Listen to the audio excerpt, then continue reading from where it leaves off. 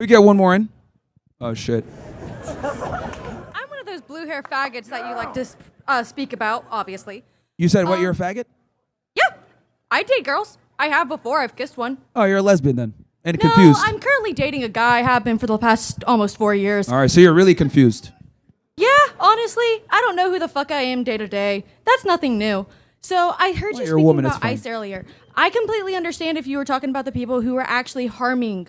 But what happens about like the children who are being taken out of schools? What happens about the people who are being captured by the IRS, who are paying taxes, who are going to jobs?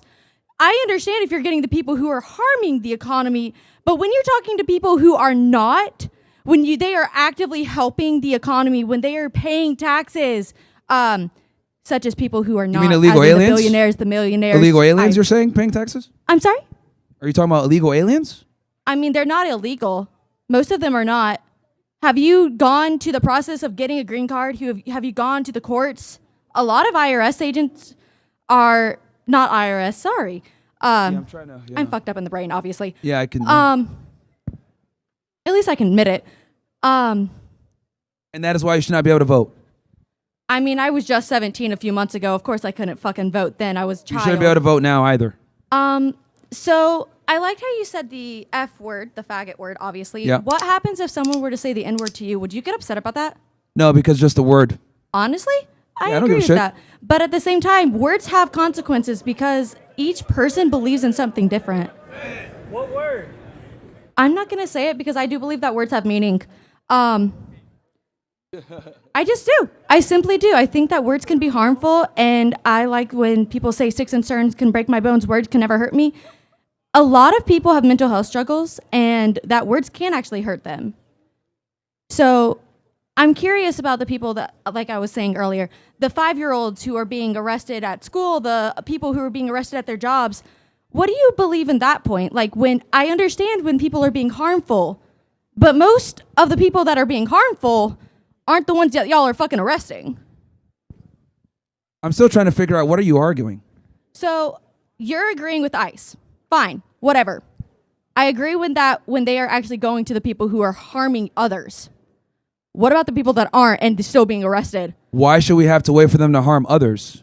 If they're here illegally, get them out. Why wait until they commit a crime? You're making the same argument the Technically, white retarded people Arab were guy here said illegally. earlier. We are the Like, ones they that need to be fucking criminal killed everyone on aliens. the Trail of Tears. We're not here legally. If you're We here came illegally, over illegally. Hold on. If they're here illegally, why do we have to wait for them to commit a crime for us to arrest them? This is the same argument that the retarded Arab dude made earlier. Oh, they need to be criminal aliens for us to deport them. No. How about we get them out before they become criminals? Why the fuck should American citizens have to deal with illegal immigrants committing crimes? We already got enough fucking criminal activity going on with American citizens. So if you're here illegally, you broke the law. Get out. This is Myron's sharpest moment in the entire exchange. The argument is airtight. If someone is here illegally, the illegal act has already occurred. Waiting for a secondary crime before enforcing immigration law is not compassion, it's negligence. His opponent frames deportation as punishment before wrongdoing. Myron correctly reframes it as enforcement of existing law. That's not the same thing, and the distinction matters enormously. The Trail of Tears reference she throws in is a classic deflection tactic, introducing an emotionally loaded historical event to derail a present-day policy argument. Myron doesn't take the bait. He stays locked on the core logic. American citizens shouldn't absorb the consequences of illegal entry waiting for harm to materialize. Prevention over reaction. That's not cruel, that's governance. His opponent had no structural counter to that. She just kept reframing the emotional stakes without addressing the legal reality. Yeah, but why are the people that are being arrested 5-year-olds? Why are the people being arrested, I don't know, being actually murdered in the camps? If you're talking about like Renee Good or Alex Pretty, I've discussed this a I'm million talking times. about in the ICE camps, they're being murdered. How did they die? How did they get murdered? What are the facts and agents. circumstances to it? Did they die of natural causes? What happened? I don't know. What about the one guy whose testes were literally broken because an ICE agent stomped on them so much that he's literally completely impaired for the rest of his life? I'd have to look at the facts of that one. Okay. Look it up. I don't. Look it up. I don't. Do you have a phone around you? I'm not going to look it up right now because we're literally in the middle of a discussion. But you've said a couple things that were incorrect, so I'm not too sure if we can rely on your interpretation of what happened. Okay.